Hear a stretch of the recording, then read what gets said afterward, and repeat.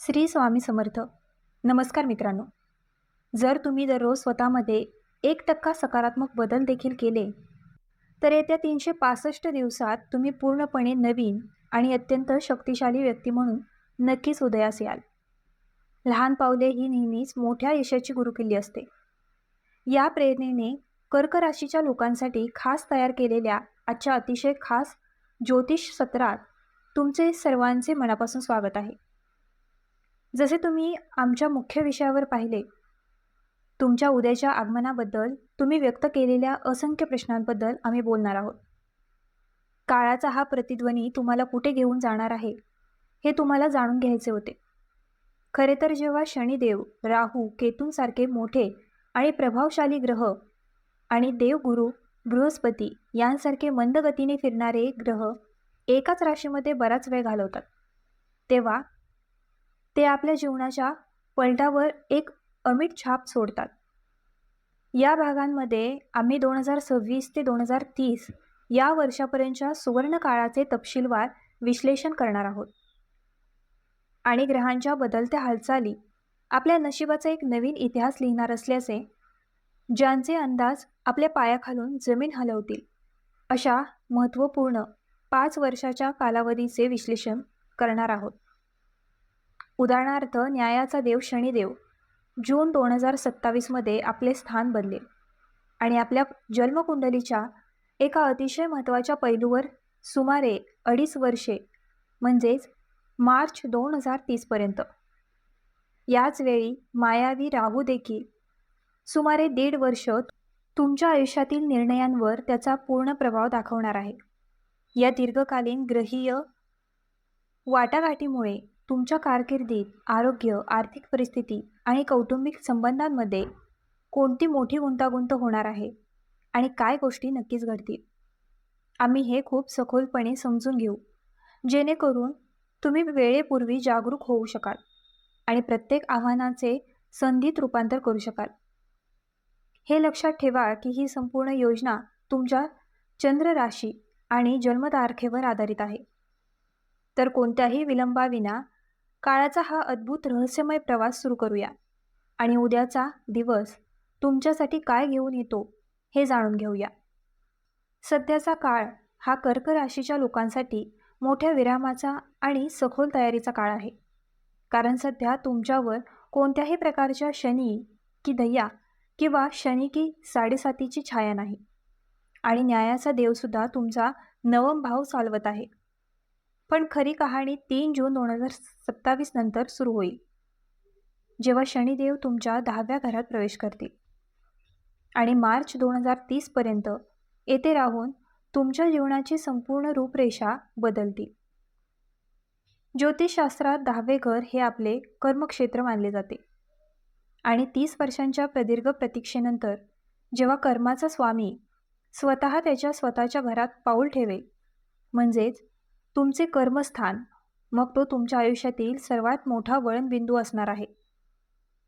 याचा सरळ अर्थ असा आहे की आता नशिबावर अवलंबून राहून दिवस घालवण्याचे किंवा आळशीपणात वेळ वाया घालवण्याचे दिवस संपत आले आहेत.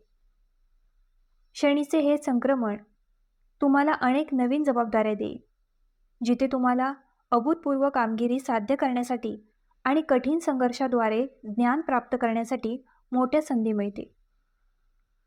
याशिवाय मेहनत करणाऱ्यांसाठी हा काळ थोडा कठीण असू शकतो, पण ज्यांना दररोज स्वतःला सुधारायचे आहे त्यांना शनिदेव फार कमी वेळात अर्शकडे घेऊन जाईल, कारण त्यांचे आगमन तुमच्या कारकिर्दीच्या दिशेने एक मोठा क्रांतिकारी बदल घडवून आणणार आहे. जून 2027 ते मार्च 2030 या 2.5 वर्षाच्या या कालावधीत तुमच्या कार्यक्षेत्रात इच्छित बदली किंवा पदोन्नतीची प्रबळ शक्यता असेल. जर तुम्ही बऱ्याच काळापासून दुसऱ्या ठिकाणी जाण्याचा विचार करत असाल किंवा 7 समुद्र ओलांडून परदेशात जाऊन तुमचे नशीब आजमावायचे असेल, तर तुमची ती जुनी इच्छा आता वास्तवात उतरणार आहे, जी आपण अगदी अचूक आणि जिवंत उदाहरणाद्वारे अगदी जवळून समजून शकतो. 10व्या घरात आल्यानंतर जेव्हा शनिदेव तुमचे 12वे घर पाहतील, म्हणजेच त्यांच्या पूर्ण ताकदीने दूरवर असलेले परदेशी ठिकाण, मग आंतरराष्ट्रीय सहली किंवा लांब पल्ल्याच्या सहलीचे दरवाजे कर्क राशीच्या लोकांसाठी पूर्णपणे खुले होतील. जर तुम्ही 7 समुद्र पार करू शकत नसाल, तर त्या देशातच अशा काही दैवी आणि नैसर्गिक ठिकाणाला भेट देणे निश्चित आहे, जिथे पाण्याचे घटक प्रबळ असतील. जसे की एक सुंदर समुद्रकिनारा, नदीचा किनारा किंवा प्रसिद्ध जल क्रियाकलाप असलेले ठिकाण. यासह आपल्या चौथ्या घरावर कर्मेश शनी पडल्याचे थेट दृश्य जमीन बांधणी आणि वाहनाचा आनंद प्रचंड वाढवणार आहे. पुढील 2 ते 4 वर्षात तुम्ही तुमच्या घराचे नूतनीकरण करू शकता. तुम्ही नवीन मालमत्ता उभारू शकता. तुम्ही बांधकाम किंवा बांधकाम साहित्याशी संबंधित मोठी गुंतवणूक करू शकता किंवा घरासाठी लक्झरी वाहन आणि अवजड इलेक्ट्रॉनिक्स उपकरणे खरेदी करू शकता. या भौतिक प्रगतीच्या दरम्यान आणखीन एक सुंदर वळण तुमची वाट पाहत आहे, जे पुढील 2.5 ते 2 वर्षात फळ देईल. आणि तो तुमच्या विवाहाचा शुभयोग आहे. खरे तर जून 2026 मध्ये देवगुरु गुरुग्रहाची राशी बदलून विशेषतः मनस्थितीत तुमच्या भेटीला येतील, जिथून त्याची अमर 7वी दृष्टी थेट तुमच्या विवाहाच्या आणि भागीदारीच्या 7व्या घरावर अमृत वर्षाव करेल. आणि नंतर जेव्हा शनिदेवही 10व्या घरात येतील, तेव्हा त्याची विशेष 10वी दृष्टी देखील या विवाहस्थळाला जागृत करेल. जेव्हा आकाशातील हे 2 सर्वात मोठे ग्रह एकत्र येऊन तुमच्या 7व्या घराला आशीर्वाद देतील, तेव्हा ज्यांचे लग्न झालेले नाही त्यांच्या घरात शहनाईचा प्रतिध्वनी नक्कीच येईल. या व्यतिरिक्त ज्या मूळ रहिवाशांना नोकरीच्या बंधनातून मुक्तपणे स्वतःचा नवीन व्यवसाय किंवा स्टार्टअप सुरू करण्याची संधी होती, इच्छा होती, दैनंदिन उत्पन्नाचे नवीन स्रोत विकसित करण्यासाठी आणि स्वतःचे साम्राज्य निर्माण करण्यासाठी देखील हा सर्वोत्तम काळ सिद्ध होईल. त्यानंतर लगेचच जुलै 2027 मध्ये देवगुरु धनभवनात प्रवेश करू शकतात आणि सर्जनशील आव्हाने घेऊन येऊ शकतात, ज्यांचे मुख्य कारण जड नसेल तर तुमची स्वतःबद्दलची अत्यंत संवेदनशील आणि क्षणक्षणातील मनस्थिती असेल. कारण कर्क हा प्रमुख राशीचक्रातील जल घटक आहे आणि त्याचा शासक चंद्र आहे, जो मनाचा घटक आहे. म्हणून तुमचा विवेक एकाच ठिकाणी राहत नाही आणि तुम्ही अनेकदा अज्ञात आणि अज्ञात शंका आणि नकारात्मक विचारांच्या भोवताली अडकून पडून स्वतःवर अविश्वास ठेवण्यास सुरुवात करता. एक अशी मानसिक स्थिती ज्यासाठी जगात कोणताही इलाज नाही आणि जिथे कोणाच्याही मन वळवण्याचा कोणताही परिणाम होत नाही. त्यामुळे हा हट्टीपणा तुमच्या कौटुंबिक आणि वैवाहिक संबंधांमध्ये दरी निर्माण करू शकतो. तुम्ही ते टाळायला हवे. याच्या समांतर 6 डिसेंबर 2026 ते जुलै 2028 दरम्यान मायावी राहूंचे प्रसारण तुमच्या 7व्या घरावर असेल. तुमच्या वैवाहिक जीवनासाठी आणि व्यावसायिक भागीदारीसाठी हा अत्यंत सावधगिरीचा काळ आहे. या काळात तुम्हाला एका रात्री श्रीमंत बनवण्यासाठी, गुंतवणुकीवर दुप्पट नफा देण्यासाठी किंवा मोठी सुवर्ण आश्वासने देण्यासाठी पुढे येणाऱ्या कोणत्याही जड व्यक्तीच्या भवितव्यावर विश्वास ठेवण्यास विसरू नका. कारण हा राहू विरुद्धलिंगी आणि व्यावसायिक सहकाऱ्यांमध्ये संभ्रम निर्माण करू शकतो. यामुळे यावेळी सट्टेबाजी, लॉटरी किंवा शेअर बाजारच्या अनपेक्षित निर्णयांपासून दूर राहा. आणि जेव्हा राहू तुमच्या 7व्या घरात असेल, तेव्हा रहस्यमय केतू तुमच्या पहिल्या घरात म्हणजेच त्यावर बसून तुमचे व्यक्तिमत्व इतके मजबूत आणि अंतर्मुख करेल. तुमच्या मनात चालू असलेल्या योजनांचे जग बाष्पीभवन करू शकणार नाही आणि तुम्ही अतिशय चपळ, तीक्ष्ण बुद्धी आणि आध्यात्मिक जाणीव असलेल्या व्यक्तीप्रमाणे वागा. जुलै 2028 पासून संपूर्ण 2029च्या अखेरीस आपण ग्रहांचे सर्वात आनंददायी दृश्य पाहाल. त्याच वेळी राहू तुमच्या 6व्या घरात प्रवेश करेल आणि जरी ते धनु राशीमध्ये कमी आरामदायक असले तरीही 6व्या घराचा राहू तुमची सर्वात मोठी कर्जे, असहाय्य रोग आणि गुप्त शत्रू तुमच्या पायावर आणेल. तुमचे विरोधक स्वतःला पराभूत समजतील आणि तुमच्याशी समेट करण्याची भीक मागतील. कोणताही जुना कायदेशीर वाद किंवा न्यायालयीन खटला तुमच्या बाजूने निकाली निघेल आणि तुम्हाला कोणत्याही प्रकारच्या स्पर्धात्मक परीक्षा किंवा स्पर्धांमध्ये अभूतपूर्व यश मिळेल. यावेळी केतू द्वादशा भावामध्ये असल्यामुळे तुम्हाला भौतिक वादापासून दूर परमशांती आणि अलिप्ततेकडे आकर्षित करेल.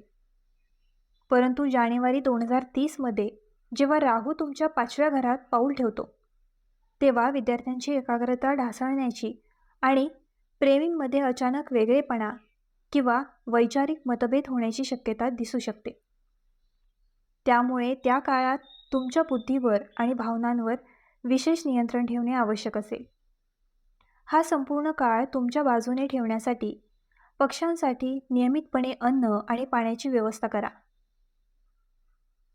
ओम शाम शनैश्चराय नमः या मंत्राचा 108 वेळा जप करा.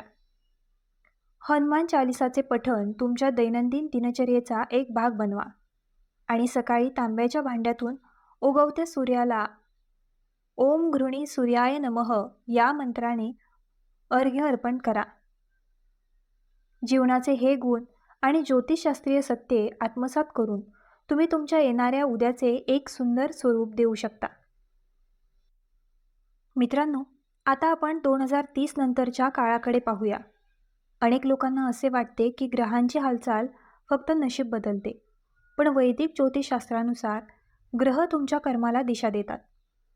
परिणाम तुमच्या कृतींवर अवलंबून असतात. त्यामुळे कर्क राशीच्या व्यक्तींनी पुढील काही वर्षात फक्त ग्रहांवर विसंबून न राहता स्वतःच्या निर्णयांमध्ये शिस्त, संयम आणि सातत्य ठेवणे, तर त्यांना अपेक्षेपेक्षा मोठे यश मिळू शकते. कर्क राशीचा स्वामी चंद्र असल्यामुळे तुमची सर्वात मोठी ताकद म्हणजे भावना, कल्पनाशक्ती, कुटुंबावरील प्रेम आणि लोकांना जोडून ठेवण्याची क्षमता. पण हाच चंद्र कधीकधी अतिविचार, भीती, असुरक्षितता आणि निर्णय घेण्यात विलंब निर्माण करतो. त्यामुळे येणाऱ्या काळात सर्वात महत्त्वाचा उपाय म्हणजे भावनांपेक्षा वास्तवावर विश्वास ठेवणे. 2028 ते 2030 या काळात अनेक कर्क राशीच्या लोकांना करिअरमध्ये अशी संधी मिळू शकते जिची त्यांनी अनेक वर्षे वाट पाहिली असेल. काहींना मोठ्या कंपनीत प्रवेश मिळेल, काहींना सरकारी क्षेत्रात यश मिळेल, तर काही जण स्वतःचा व्यवसाय सुरू करून आर्थिकदृष्ट्या मजबूत होतील. विशेष म्हणजे या काळात तुमच्या मेहनतीची दखल वरिष्ठ अधिकारी घेतील. पूर्वी केलेल्या कामाचे फळ अचानक मिळू लागेल. जे लोक अनेक वर्षे प्रमोशनची वाट पाहत होते त्यांना पदोन्नती मिळण्याची शक्यता वाढेल. जे बेरोजगार आहेत त्यांच्यासाठीही हा काळ नवीन दारे उघडणारा ठरू शकतो. परंतु लक्षात ठेवा, शनी कधीही शॉर्टकट पसंत करत नाही. त्यामुळे कोणत्याही चुकीच्या मार्गाने मिळणारा पैसा जास्त काळ टिकणार नाही. आर्थिक बाबतीत पाहिले तर पुढील 5 वर्षे उत्पन्न वाढवणारी असली तरी खर्चावर नियंत्रण ठेवणे अत्यंत आवश्यक आहे.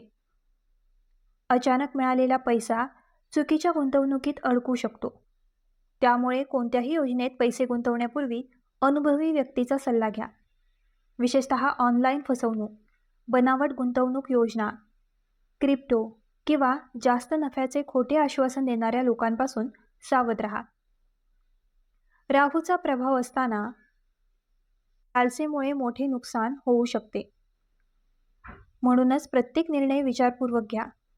आरोग्याच्या दृष्टीने कर्क राशीच्या लोकांनी पचनसंस्था, छाती, फुफ्फुसे, रक्तदाब, मानसिक ताण आणि झोप याकडे विशेष लक्ष द्यावे. कामाच्या धावपळीत स्वतःच्या शरीराकडे दुर्लक्ष करू नका. रोज किमान 30 मिनिटे चालणे, प्राणायाम, योग आणि पुरेशी झोप तुमच्यासाठी औषधीसारखी काम करेल. चंद्र कमजोर झाल्यावर मानसिक अस्वस्थता वाढू शकते. त्यामुळे नकारात्मक बातम्या, वादविवाद आणि अनावश्यक तणावापासून शक्य तितके दूर राहा. कौटुंबिक जीवनात काही वेळा मतभेद निर्माण होऊ शकतात. विशेषतः आई-वडील, जीवनसाथी किंवा भावंडांसोबत संवाद कमी झाला तर गैरसमज वाढू शकतात. त्यामुळे प्रत्येक नात्यात संवाद कायम ठेवा. तर मित्रांनो, आजचा हा व्हिडिओ तुम्हाला कसा वाटला आम्हाला कमेंट करून नक्की सांगा. आणि आमच्या ग्लो मराठी चॅनलला लाईक, शेअर, सबस्क्राईब आणि हाईप करायला विसरू नका.